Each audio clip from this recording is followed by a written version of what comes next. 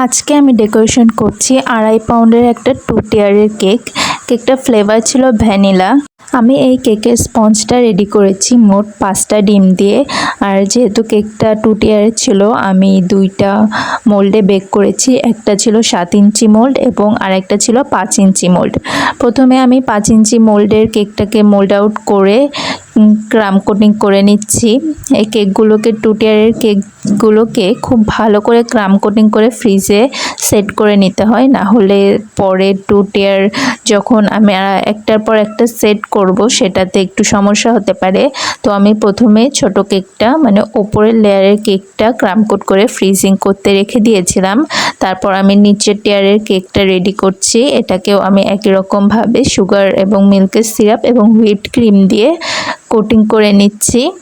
একইভাবে আমি প্রত্যেকটা কেকেই 3টা করে লেয়ার করেছি, মানে ওপরের কেকেও 3টা লেয়ার করেছি, নিচের টিয়ারের কেকটাতেও 3টা লেয়ার করেছি। তো এখানে কাস্টমার আমাকে একটা ডিজাইন রেফারেন্স হিসেবে দিয়েছিল, আমি সেম টু সেম একই রকম করার চেষ্টা করেছি। তো দেখা যাক কতটুকু একই রকম হয়। এখানে আমার 2টা কেকই ক্রাম কোটিং করা প্রায় শেষ। আমি এই 2টা কেককেই খুব সুন্দরভাবে নর্মাল ফ্রিজে সেট করে নেব 1 ঘন্টার মতো। এমনিতে 1 টায়ারের কেকগুলো, নর্মাল কেকগুলো 30 মিনিট বা 40 মিনিট সেট করলেই হয়ে যায়, কিন্তু এগুলো যেহেতু 2 টিয়ারের কেক সেহেতু আমি 1 ঘন্টা ফ্রিজিং করে নিয়েছি। এবার 1 ঘন্টা পর ফ্রিজ থেকে বের করে আমি আবারও প্রথমে ওপরের লেয়ারের কেকটাকেই ক্রিম কোটিং করে সুন্দরভাবে ফিনিশিং দিয়ে নেব। এটাকে ফিনিশিং দিতে খুব বেশি সমস্যা হয়নি, যেহেতু কেকটা খুবই সিম্পল ছিল।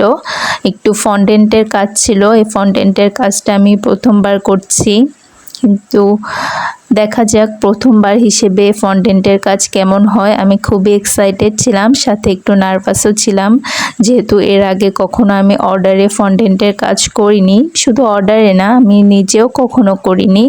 আর আমি কোনো কেকের কোর্সও করিনি বেকিংয়ের, সেহেতু আমার একটু ভয় লাগছিল করতে যেয়ে, কিন্তু করার সময় আমার খুবই ভালো লেগেছে। দেখে একটু কাজগুলো কঠিন মনে হলেও একবার বুঝতে পারলে কাজগুলো খুবই সহজ।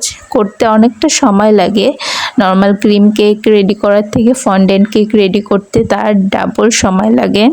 যাই হোক, এখানে আমি নিচের লেয়ারের কেকটাতে 3টা মোটা স্ট্র দিয়ে দিচ্ছি, যেহেতু ওপরে একটা 1 পাউন্ডের কেক সেট হবে, সেটা যেন নিচের লেয়ারের কেকের উপর ভারী না পড়ে, যেন নিচের লেয়ারের কেকটা খুব বেশি নিচু না হয়ে যায়, সেজন্য আমি স্ট্র দিয়ে দিচ্ছি। এই স্ট্রগুলো দিলে খুব সুন্দরভাবে কেকটা দাঁড়িয়ে থাকবে।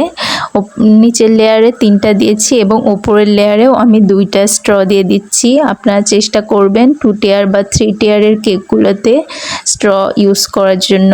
আমি এর আগেও টিয়ার কেক করেছি, তবে 2 টিয়ার না, এর আগে আমি 3 টিয়ার করেছি। এই কেকটা এরকম সিম্পলই ছিল, সাইডে কিছু গ্রিন কালারের ক্রিম দিয়ে একটু শেড দেওয়া ছিল। আর এই যে ফন্ডেন্টের টপারগুলো আমি আলাদা রেডি করে রেখেছিলাম আগেই, এবং আপনারা কমেন্ট করে জানাবেন আমার এই কেকটা কেমন হয়েছে।